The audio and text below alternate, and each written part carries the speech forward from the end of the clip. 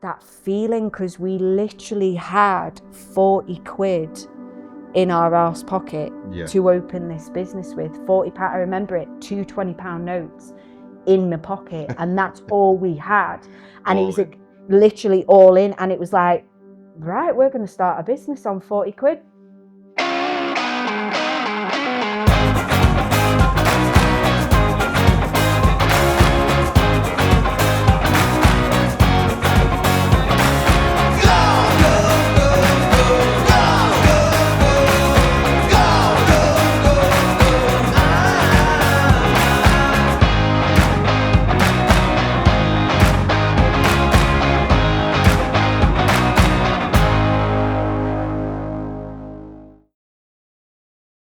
So I'm Dan, I'm from the Dip Monkey Garage, and we customise cars and bikes.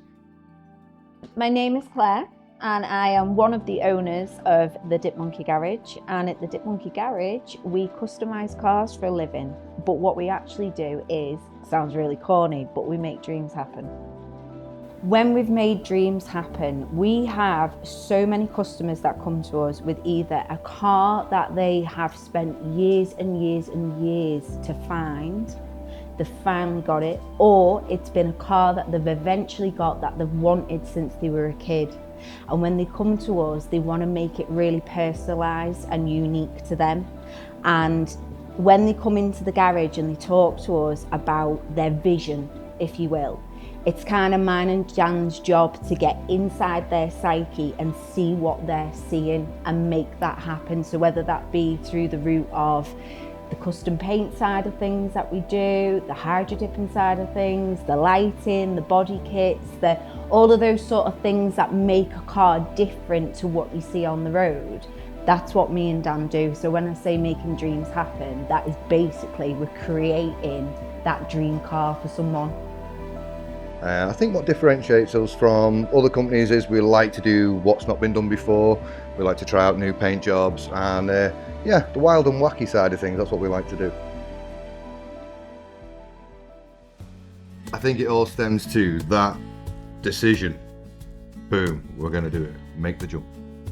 I think going back to the early stages when I think Claire at the time had more belief in me than I did in myself, and making the jump from the full-time job going into running your own business, doing your own thing. And Claire said she believed in me that I could start it, and Claire still had her job at the time. She said, take the leap. She goes, I will look after everything else we need for the house. And I've never really sort of had somebody to support and believe in me that way, to give me an opportunity to jump in feet first. First off, it started with Dan. Basically, Dan had always been into doing up cars, doing up his own cars, and we very much as kids worked on the driveway and created what we sort of wanted our cars to look like. And then Dan moved into this unit, and I think at the time he had it more for storage at the time for a couple of his own little projects. Dan had started going into the vinyl, the vinyl wrap side and the spray and wrap side of things, and I tried sort of pushing forward with that, creating a type of business. And I looked at it and I was like, I want in on this as well. I want to be here with him doing this, being our own boss and creating something. So I threw myself in at the deep end and took on hydro dipping. Well, I suppose when I was younger, I was always looking to modify a car or make it faster or do something to it. And I was like, I had crazy ideas, and I thought, right, I'll go and speak to a company with a crazy idea, and they were like, you're crazy. And I was looking around and always had this passion to do something. And obviously when I was younger, I felt like I needed help and, go to professionals as you were when you're young. And I realized for the ideas that I had, there wasn't anybody. And so then I had an idea, do it yourself. So I guess that's where the Dip Monkey thing came from originally, yeah. We were both working separately. I was working in a company in Liverpool and Dan was working in Southport. You were running a bar in Southport, weren't you? Mm-hmm. And when he sort of had this unit and he started off doing, was it the plastic dipping? Yeah, spray wrapping, yeah. Spray wrapping, it wasn't the Dip Monkey Garage, it was just nothing really, was it, at the time? And he was just sort of getting his feet and sort of getting in there type of thing. And I said to him at the time, I said, listen, I said, you know what? I never really knew exactly what I wanted to do when I grew up, but I always knew I wanted to be self-employed. And I think you kind of had that same vision for yourself, didn't you? Yeah, definitely. And we were so tired of basically lining the pockets of other people, weren't we? That we were like, no, we want a slice of this for ourselves. So I said to Dan, I said, listen, I said, you just got to do it. And I will keep working and covering the bills and doing everything that I could with having that regular income. And I was like, just jump in. I said, and at some point I will follow. So we kind of did that for a while, didn't we? And I remember Dan kind of left the bar, and that was like really scary, because that was like we were down a wage.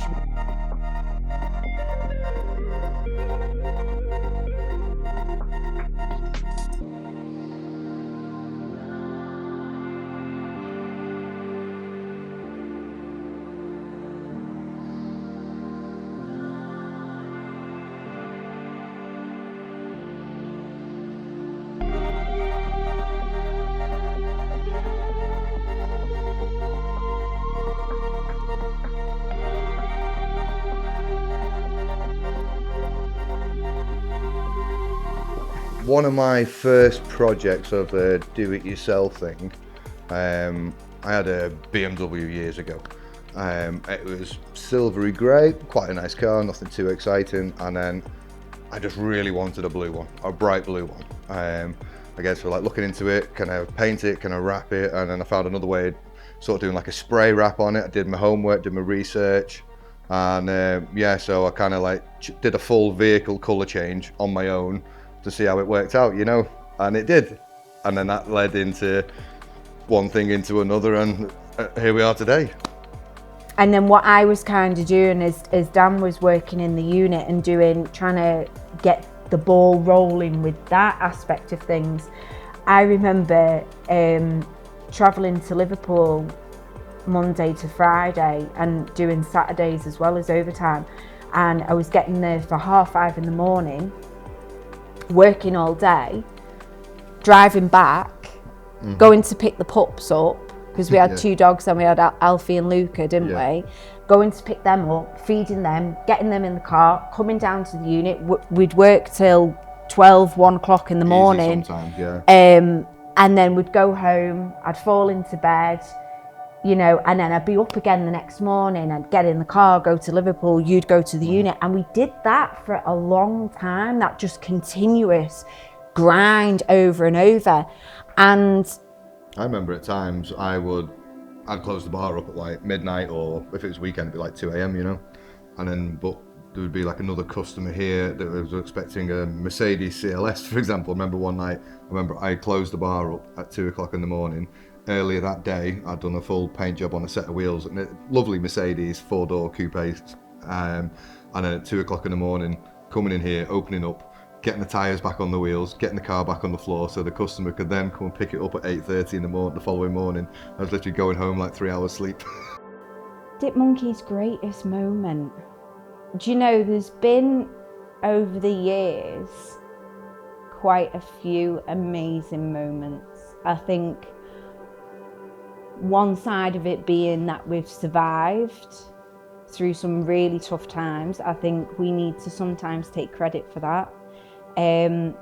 But some of the most amazing moments, I think one was doing a lot more work in our community with the Mayor of Sefton at the time, Claire Carragher, who's become a fantastic friend of ours. Meeting her and doing some of the most amazing projects in the town alongside her has been like an amazing moment. And secondary is probably going to SEMA at the end of this year.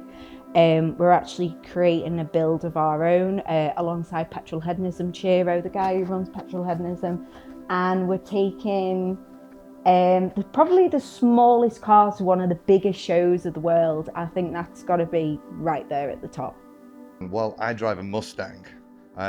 She's 28, 29, nearly 30 years old. Yeah, she's a 90s Mustang. She's not just any Mustang though. She's known as Sheriff Sally. She looks like a Need for Speed police car in a way. I suppose the 12-year-old boy inside got the better of me when it comes to designing that one. And it spits 10-foot flames. What more do you want? Fast forward a little bit, and I'd got into the hydro dip and adnite, and you'd got more into the actual paint game, which was getting rid of the whole plasti dip situation. And actually you kind of did it the wrong way round, learning your skill, because to be applying that type of product with those types of guns to then shift straight into paint, it's a whole different world. And he kind of did it the back to front way, didn't you? Someone asked me at a show last year, so we've done a few custom colours when it comes to like your metal flake stuff, or you kind of get like your chameleon colour shifting stuff. It'd be like blue, purple colour shifting stuff. Those kind of paints and pearls and pigments are really difficult to paint. You've got to layer them so smooth, so even. And people sort of say to me, like, where'd you even learn how to paint them sort of kind of colours? Because a lot of guys have just done regular cars in, doing silver and reds and stuff. And I kind of started off with the spray wrap inside, learning how to paint the custom colours before I knew how to paint the basic colours. So I learned the hardest colours, spraying them in like a rubber paint, which was the plastic dip spray wrap stuff. And then, so that I kind of learned to do that before I got more into the painting game. So I kind of learned everything backwards. Yeah, so Mustang Sally, we take that car all over the country, any shows we can get it to. She doesn't like to miss an appearance. Sadly, last year she did miss an appearance though. We had some engine problems and we had to break her down for a full rebuild, and we were chasing the deadline. We were getting parts in from America, trying to get everything in, and we just couldn't marry everything up in time, so we missed one show last year. But as a rule, she does make it.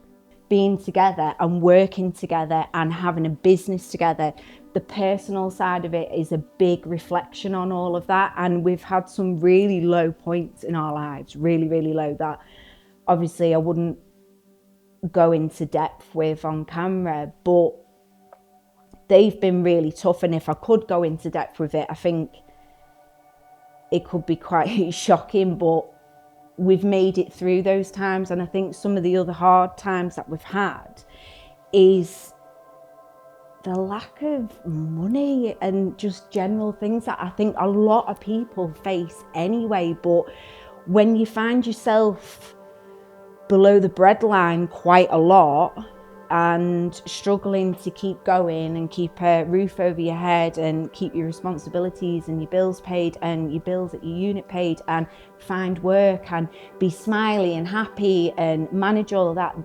that's really tough, and it takes its toll, and it takes its toll on me and Dan as well as the unit that we are, even though we're so strong.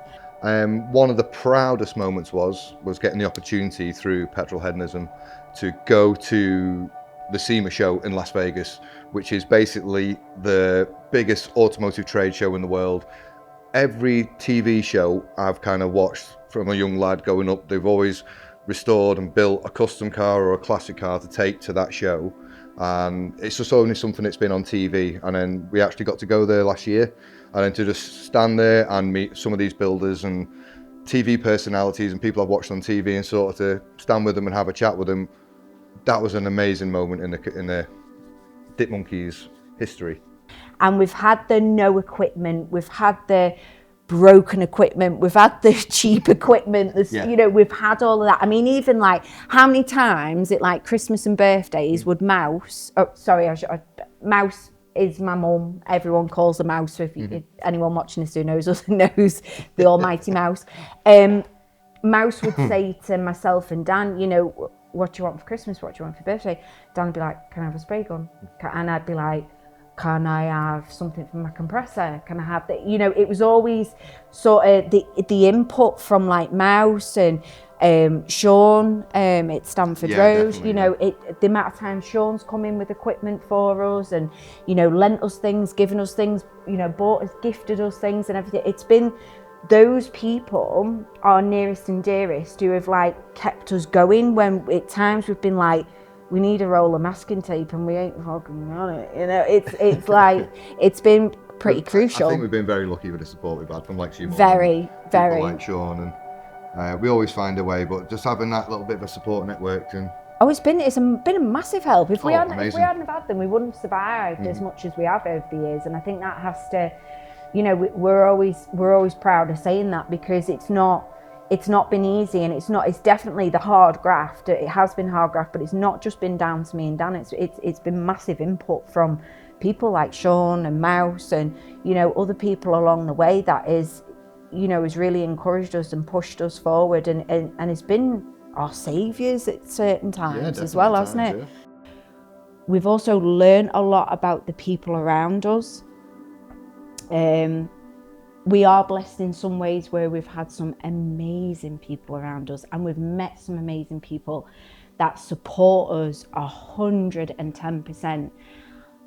And then we've learned some things about some people around us that have shocked us, and it's a funny old thing when it comes to hard work and success. You lose people along the way that you thought were part of that journey with you. So that's kind of been a big wake-up call, and there's been some sad times over the years, I think we can safely say. So yeah, there's been some rough times.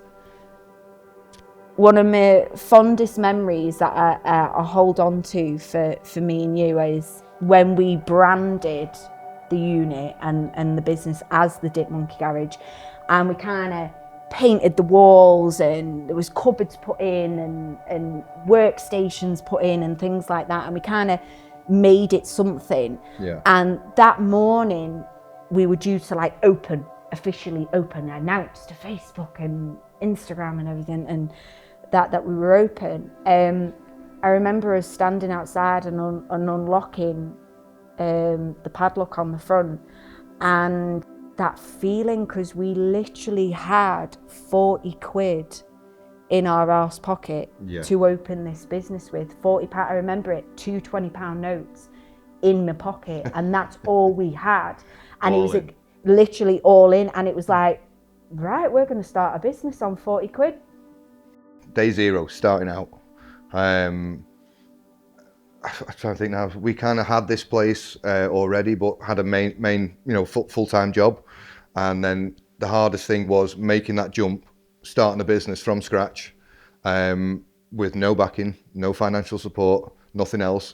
And it was just a real leap of faith moment, like, you know, 100% in it, or, you know, or nothing. And I think those early days, making that decision and making the jump, I'm glad I did, but it was definitely one of the hardest moments. I think sometimes it's one of the hard decisions that we face is basically the decision between what is black and white and being headstrong and methodical and doing things the right way, and then going with what our heart wants to do and the excitement of things. So for example, how I can put that better, the sort of line of work that we do, and being up and down the country as much as we are at all these different shows and presenting ourselves in the cars, and, you know, our amazing customers that come with us and display with us and everything. When we go to these shows, it costs time, it costs money, it's all of those things thrown into the mix. When we're not in the unit, we're not earning, and we're out and we're spending to be at these places, to represent ourselves and things like that, that your head's telling you, you should stay back and say, no, we're not doing this particular show. But your heart is like, dude, that's London, that's Wembley, that is, you know, that is a serious show, we've got to be there. But on the same score, I'm like, darn it, I need gas and electric and fuel. So that's where you get them really tough times. And I think me and Dan, when we discuss these shows and things where we have to put the input in like that, there's times where I'll say to him, how are we going to get there? How are we going to do that? How much work do we need to do to get there? And Dan's like, I know, but if we don't do it, we're going to miss this opportunity, we're going to miss this situation, this, that and the other. And that causes a little bit of conflict between us. But on the same score, we both know we've got to do it. So it's kind of taking the rough with the good along the way. trying to establish ourselves, but we were trying to price ourselves to, as a new business, to get the work in. And then I think sometimes people could sort of prey on that as like a weakness. And I think I can recall back to a good few jobs I did back in the day, early days, and the money I charged for them, and I'd be working all day, all night, going the extra mile for very little money in a way. So, and then to come out at the end of it with almost no reward sort of thing. It was very tough, and then to keep going into the next jobs. But emotionally challenging, early days, building your reputation, not easy. Angry moments, I have loads of them daily, quite regular. Did you ask Dan this question? Because usually he's the one who's quite chill and calm, and I'm the one who's like losing my shit. Angriest moments, yeah, there's been a few over the years. There has been a few. Do you know, there is one in particular, but I don't know if it's PG enough to... No, I best not. Angriest moments, ones that I can disclose on camera. Do you know, I think some of our angriest moments that we've had is been situations where, because me and Dan are Dip Monkey Garage, and it's just me and Dan, and we kind of do everything ourselves, but along the way over the years and everything, we've had one or two people that have sort of come into the garage, and we've given them a space and some floor space to kind of do their thing as well and stuff like that, and then they've progressed, moved on and gone into their own line of work and things like that. And some people have come into the fold of DMG, if you will, and it's come to light sometimes that they've implied that they're more to do with Dip Monkey Garage. So that kind of has annoyed me a little bit over the years, but in one way I suppose it's a nice thing, because people have felt really a part of it, and that they've kind of wanted to say, well, I'm DMG as well. But I think it's made me angry over the years, because it's me and Dan in here 18 hours here and there, 16 hours, 7 days a week, working through breakfast, working through lunch, working through dinner, and just grabbing a butty and working all the way through the night. And it's just me and him, and things like that have kind of peed me off a little bit. So I think for the social media aspect of things and how it helps the business, I don't know where to start. To be honest with you, I class that as like my other job, because it's so time consuming to get involved, to stay sort of like I think you've got to stay relevant in this day and age with social media and stuff, and that's all well and good, but it's the time involved. So much time.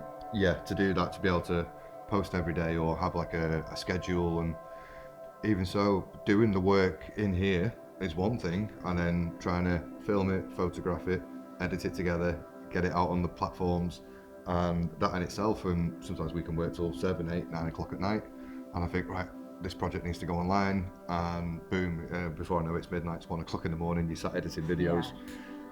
It drives me crazy, the amount of time that Dan does spend doing the social media side of things for the business, but without Dan doing that, we wouldn't get the traction and the notoriety that we do get. I think there would be like a collaboration of moments there, as we've built up over the years, from the hard work we've put in, we've built up a very loyal customer base.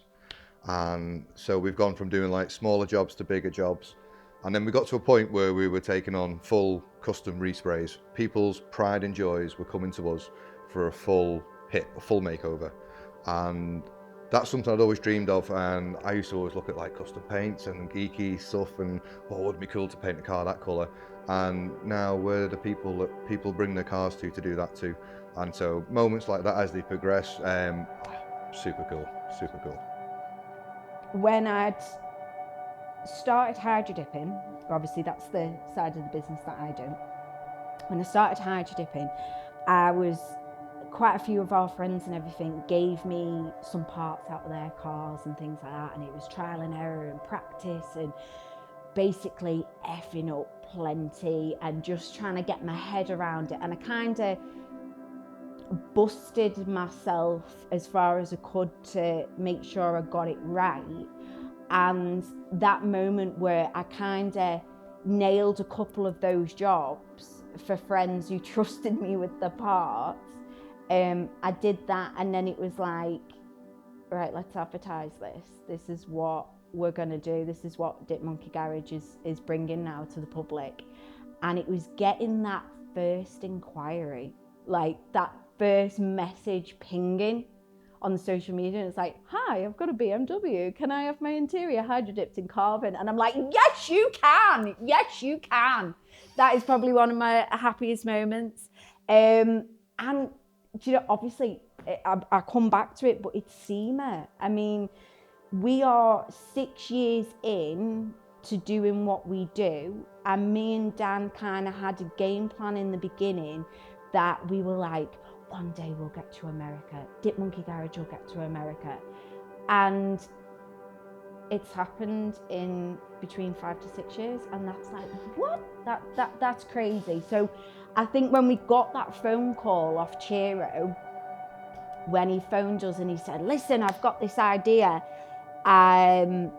Obviously, I'm going over to SEMA and I've got this Fiat 500 and it's a classic and I want to do it up and kit it out and make it as crazy as possible. And we were like, yeah, great, we're excited for you. And he was like, and I want the monkeys involved. Dan will tell you, he was like, what? And I was like, what? Like that. And I just lay down on the kitchen floor and just lay there. Like, because I couldn't believe it. We were going to America. This is what we're doing. So I think those two moments, one at the very beginning and currently, are probably, they're on the map. I mean, I do admire you for your continued just tenaciousness with it. Yeah, well, I think the last year or two, I guess we've kind of, well, as the term goes, and we've gained a bit of traction online, you know. Yeah. So, followers have been going up and getting some big hitting views on the videos and stuff, and some of the Massively, short reels. yeah. And that's almost quite rewarding in a way. Yeah. I think social media is quite addictive, and obviously we use it to promote and advertise our business. And I think for the first couple of years of the business, I've always done it. I kind of did it religiously every day. Every job was photographed, videoed. As social media progressed into like reels and stuff like that, I started learning, I need to learn how to make these videos now, and then educate myself on that, and then keep pumping it out. And I kind of did that for years and years, and we kind of went from like 1,000 followers. Year later, 2,000 followers, which by social media terms these days is zero, is nothing. But it was steadily building. But it was like a lot of hard work for not a lot of sort of gain, sort of thing, you know, because social media is almost a game, really. You're almost trying to beat the algorithm and get the numbers higher and stuff, and it's quite addictive. But we're getting some of the higher numbers, and we had videos last year especially when we unveiled the Rocket Bunny BMW with the metal flake. Yeah, the metal flake job. And they got like 6.8 million views. And that was crazy. That just took off. Do you remember when I remember Dan sitting, putting that, is it a reel? Yeah. This is what, I don't do the social media, it's quite obvious. You're not the tech guy, yeah? No, I am not the tech person. Dan was putting that video together, that reel together. Mm-hmm. I was cooking the dinner at the time, and I was like, Christ, we get off that phone for 2 minutes and just sit down and have something to eat, like you need to unwind. And he was like, no, got to get it out. It's been seen at a show, it's been seen at Wheels Up North, got to get it out. And you got it out there, and we were sitting eating our dinner, and the phone started ping, ping, ping, ping, ping, ping, ping, ping, and it went on and on and on. So much so, I actually phoned Mouse, didn't I? Because my mum and dad live next door to us. I said, just come over and see this. This is the weirdest thing. Because I think that was the first time that we'd got that real one of the first influx, big ones to go, wasn't it? And she come round and the phone was still ping, ping, ping. And it was going that fast, that continuous, that the phone was glitching. And it was like, it was the craziest thing to watch, wasn't it? And Dan, like, seeing Dan's face, because he'd spent so long educating himself on how the platform works, how the algorithm works, how to do reels, how to do this, how to do boomerang, is that a thing anymore? No? Still happens on stories. Okay, whatever. Doing that. And he sat there and he was just like, whoa, I've done it. I've mastered it. And it was impressive. It was crazy. And then that's when the followers started coming through and it just kind of, it just soared from there. I've got so many ideas. I think we'd be here all day. I am a bit of a Mustang guy. I would love an early, late 60s Mustang to do resto mod it, you know, updated, bigger engine, do brake, suspension upgrade, custom paint job, make that body a bit wider. I think doing a retro old school Mustang would be pretty near top of the list. Second would probably be Lamborghini police car and other things. I've got so many crazy ideas, but yeah, an old school Mustang would be a top of the list for a dream project, that's for sure. A big truck. I don't care what the truck is, as long as it's big, gnarly, rusty, and just obnoxious. I've just always been into trucks and motorbikes and things like that. So I think I'd like a side project of some sort of truck and really like kit it out and make it quite menacing. But you know what? I'm going to be really boring with this one, actually. Do you know what my dream project is? Is to get my Jolene and Dan's Sally absolutely perfect, because those two cars are, and at the end of the day, we know the Mustangs we have got are probably the most undesirable Mustangs out there that anyone could buy, but we love them.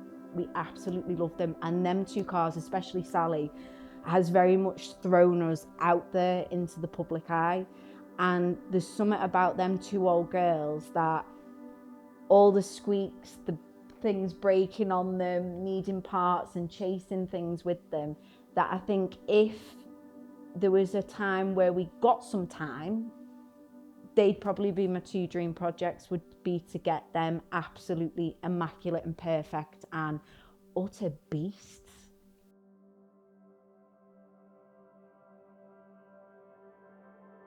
On the social media side, so we do push it on the daily to stay relevant and keep ourselves up there and advertise who we are and what we're doing. And we're always up to doing something crazy or a bit of a funky finish on something. And but when you do start getting the hits, it is quite rewarding. It's that satisfaction bit, because it's just getting the opportunity to, I don't know, showcase your work in a way. And it's a giant stage, isn't it? You get to go on, and I think we're very lucky to have it. I think as well. I drive you crazy with it as well, because Dan's always so on it all the time to film and photograph and, you know, be consistent and post daily, because that is the big thing with it, isn't it? Is to post daily. And I really let him down on that side, because there's loads of times that I'll be doing like a touch of airbrushing or stencil work or this, that and the other, and I'll just kind of go on there, because I'm always thinking of the organisation, the deadline, the this, the that, the other, that I'll kind of go off to the back, do something, create something. Dan will come over and he'll go, "Did you film that?" And I'll be like, "No." And he's like, you know, and he's like, "Don't understand, that's amazing content, it's got to be out there, you know." So I really let him down on that, and it drives him crazy. So I do need to get better with that. But honestly, I think nowadays with business, and I think you've definitely taught me this, because I was very close-minded with the social media type of thing, is businesses now, it's hand in hand, isn't it? It's business and it's social media. The two go together no matter what. And if you're not doing it, you're not going to get out there. And I think it's so important. And thank God, in one way, we do live in an era where we do have that ability to use to our advantage. I think due to the nature of our business as well, though, we're not a regular garage. No. You don't come here for your brake servicing, MOTs. No. So, I mean, in a town like where we live, sort of thing, if you did have that sort of garage, you'd have your mainstream customers, because everybody lives local to you. Because we do more on the custom side of it, I don't know, it's almost like a bit of a luxury. It's not like you don't need to come here. Yeah, it's not a necessity, no. Is it? It is a luxury thing that we do. Trying to do custom paint jobs, working on bikes and cars, doing these sort of things in a seaside town where we live is almost quite difficult, really. So we almost need the social media meets to show people outside of the Northwest. To bring them in. Hey, you can come to us, look, we do this, and just trying to really get yourself out there. So when it comes to the hardest part of our job, I think it can be the mental side and the physical side. When it comes to people looking us up on our website, social media and stuff, they'll see boom, glittery painted car and all the bikes we've done and stuff. I think the hardest bit is what people don't see on social media. It's the graft behind it. It's the hours of sanding, prepping parts, and that's the side of it that I think people easily miss. But that's the bit that can really put the strain on, especially when you're busy, if you've got a couple of projects on and you just find there are not enough hours in the day. So instead of clocking off at 5, you can work a little bit longer just to catch up yourself, but nobody really sees that. And so that can be one of the toughest things, I think. Hardest part. Right, okay. I just want to say, off camera to the side, Dan went like that is in himself. Correct, yeah. The hardest part is managing Dan. No, I'm joking. Yeah, and the others. Hardest part of what I do here, I think it's the juggling. It's being your own boss, it's being self-employed, it's being your paperwork, it's being your organisation, it's being the secretary, it's being the PA, it's being the cook, it's being the cleaner, it's being doing the laundry at home, it's all of those things, it's everything, and it's a lot, and it takes its toll on myself and Dan as well. But I think when you're juggling as much as you are, and it's kind of like having, I've said this to my mum, for example, it's like kind of having a different head for every scenario that comes our way. And it's, for example, it's dealing with the good and the bad of the workload. It's dealing with the fantastic things that happen. It's dealing with being in the public eye. It's dealing with the trolls you get on the internet, because obviously the more popular you get out there on Instagram and Facebook, you're always going to get some Looney Tune that's going to say your eyebrows are terrible, and I'm like, I beg to differ, they're fabulous. So it's dealing with all of that and the stresses and strains and financial worries and things. So it's that as a whole, really. It's quite weighty, and it's a physical as well, because the type of work that we do, it's hard going. It's a lot of lifting, it's a lot of dragging, it's a lot of being motivated and on the go and long hours. So I think physically, mentally, all of the above, emotionally, it's a lot, and I don't know why I'm not losing more hair, really. No, the social media side of things is very It's important, powerful. isn't it? I suppose when you're on these platforms as well, what you end up with is almost like a catalogue of your work as well. Because we pretty much put, I think 95% of all the jobs we do in here, everything does make it online. There'd probably be a lot more if I actually filmed some of my stuff. And so there's that side of it. So you can sort of have like an online catalogue there, and people can say, oh, we've done this, and oh, I really like that. Oh, that's given me an idea. Yeah. People can use it for inspiration, to have a scroll through and see what we do. And then the other side of it is to just network with people, other companies and other people in the industry like-minded to us, like things we're doing with petrol hedonism, and we've got so many other friends in the industry. But through social media, we have friends down south as well, we have the same amount, if not more, friends down south than we do north of the country now. And because of social media and how Dan uses it to our advantage in many ways, the business has gone from obviously sort of scoping to our area of Southport, and now because of the interest of social media now, that we get parts shipped to us, posted to us, couriered to us. It's like, you know, that's pretty crazy that we've gone from obviously just sort of being within our postcode area to being further afield, and people are getting in touch, sending us photos of what they want, sort of throwing a rough idea to us. We're then creating it, sending them images and videos back to make sure they're happy with the progress and where we're up to, and packaging it up and sending it away. Like, we've not met these customers, we've met them on like a social media platform messaging system, but we've not physically met them face to face. But they come back, and they come back for some more and more, and that's like that, to see that growth is really cool, isn't it? And that is because of social media. It's the powers that it has, yeah. Yeah. So, in a nutshell, social media for Dip Monkey, there you go.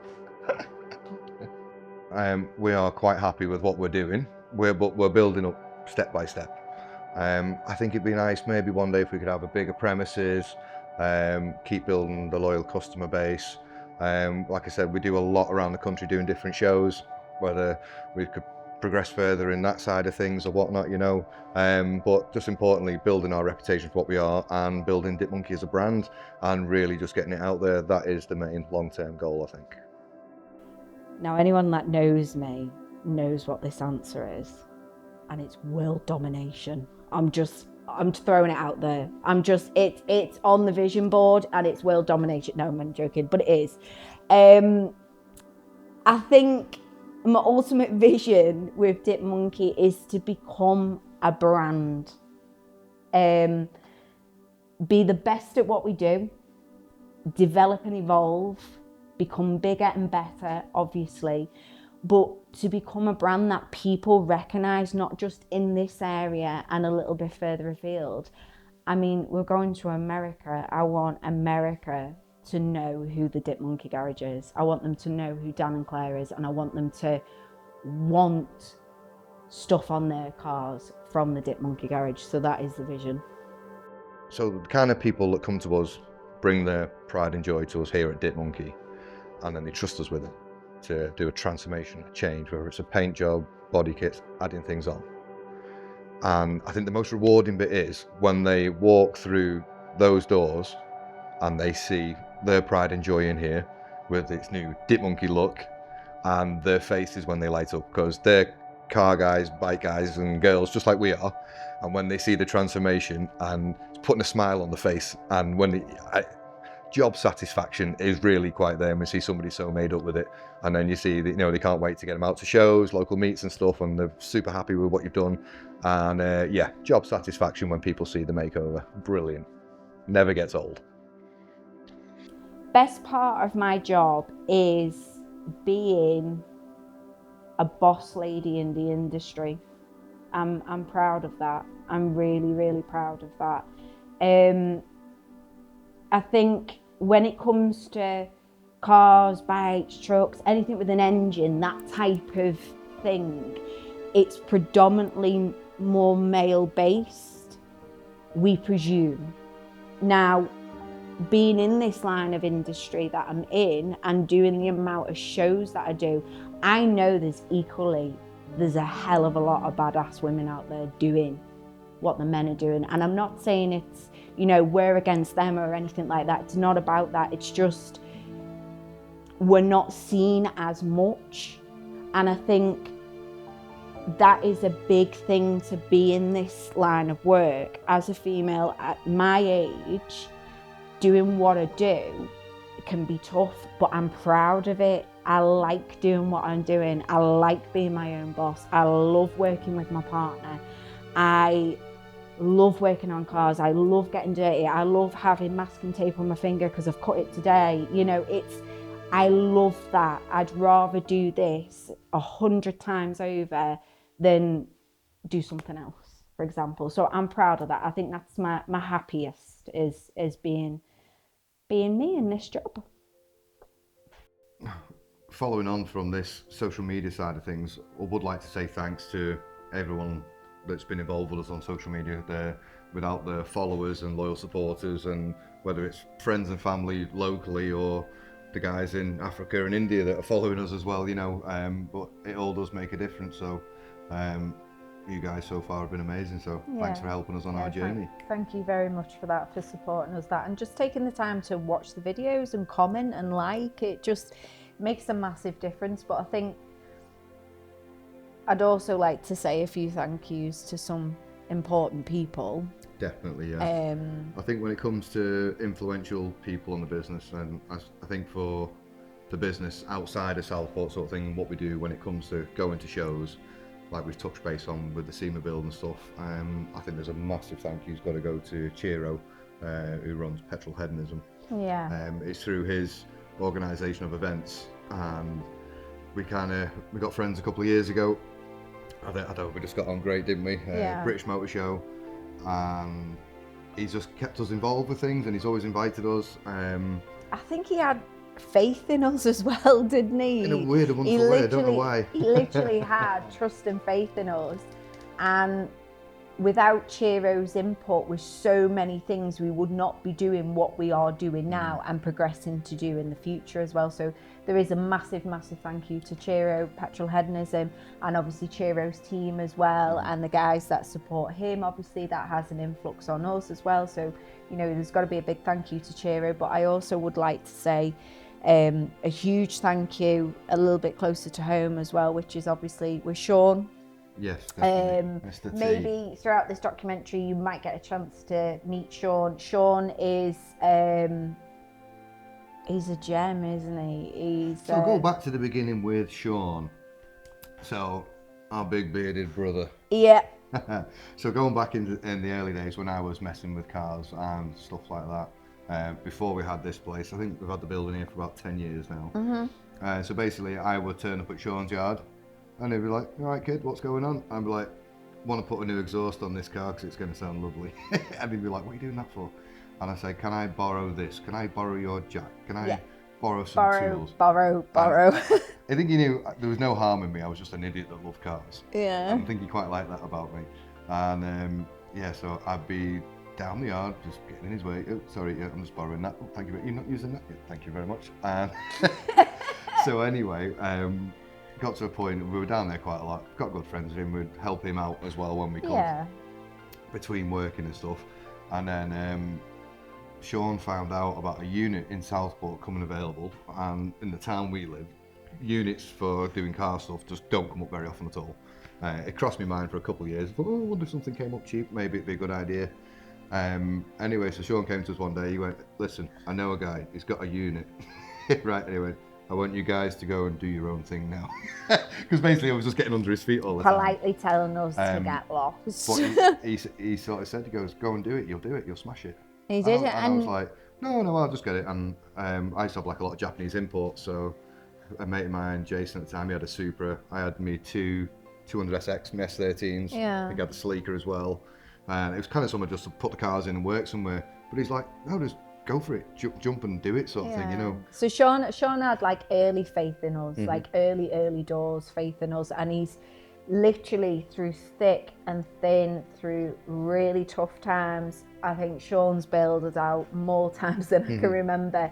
He's always been there through some of our really hardest times. Sean's been there, and you know, I trust him with everything. I could literally give him the unit keys and trust him with absolutely everything, because and without Sean we wouldn't be here. Without Sean I wouldn't have learned half of the paint skills that I've learned over the years. He's every day he teaches us something new, doesn't he? He's years and years ahead of us in the game. Yeah. And we're always learning them as we progress through and stuff, but I must admit, we never get stuck. Sometimes it's not just get stuck, it's like, oh, I've made a boo-boo. And so sometimes you need that guy to be able to ring. He's like, I've done this and something bad has happened, where have I gone wrong? And he's like, right, I'll be there in a minute. And you know what, every time, within 5 minutes, he's always here. He's like, listen kids, calm down. We'll do this, we'll do that, be right, because we're lovely. So there's obviously this Sean, and you know, we touch base with Mouse, my mum. Obviously Mousy and my dad have been biggest supporters of me and Dan, and obviously me and Dan have known each other since, Christ, how old was I when we met? 16? 16, 17 or something. Yeah, maybe 16. About 18, 19 when we were mates. Yeah, because Dan's a little bit older than me. So we'd met when we were teenagers and been friends for years and had flat shares and all sorts of things, As didn't you did we? when we were young And obviously, so my mum was a big part of that and a big part of Dan's life, as well as us separately and us now together. And they have been our biggest supporters, haven't they? They've kept pushing and pushing, and kids, you can do it. You've just got to keep going forward. It's hard, but you can get through, and it's been Who been would have great. thought it when we were kids? And obviously we were friends for a long time as well, but imagine when we were like teenagers messing about kicking footballs around in car parks. You mean when you kicked a football indirectly into my face? That was a good shot. Yeah. But on that day, who would have thought we'd be doing what we're doing now? That's That's true. That is true. So there's, and After bless all you, these Michael. years later, and then here I am. I was in front of you all along, and you just didn't see it, did you? Good Lord, no, I didn't. She's see a very lucky lady. So there is that, but there's been so many other people, and I think what's quite funny here as well. So we're a small business, and every small business has their clients and customer bases. What we tend to find is a lot of our customers kind of end up becoming like friends of the business as well. Yeah.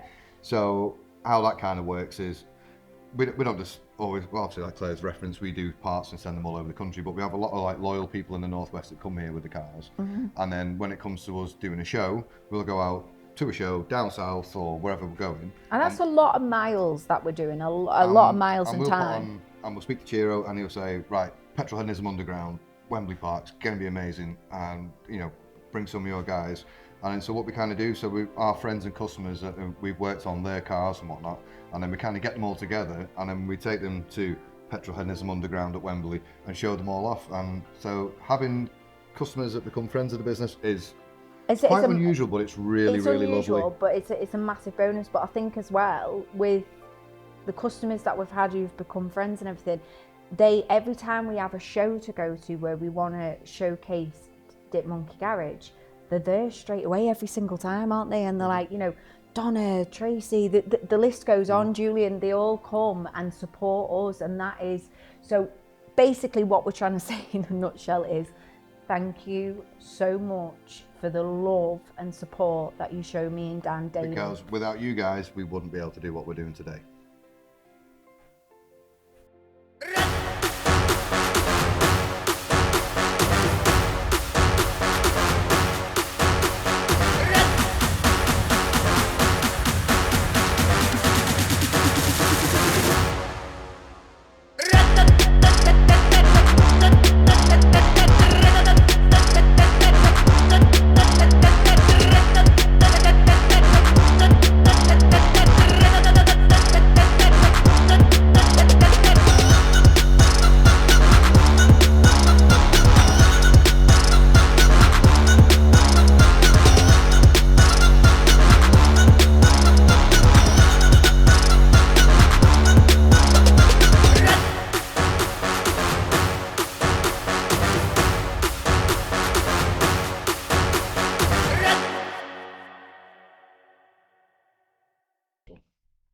You know what, I'd like to say as well, thank you for watching myself and Dan's story at the Dip Monkey Garage. It's an in-depth one, and hopefully we'd like to tell you more as time goes on. And it's a story we've never told before.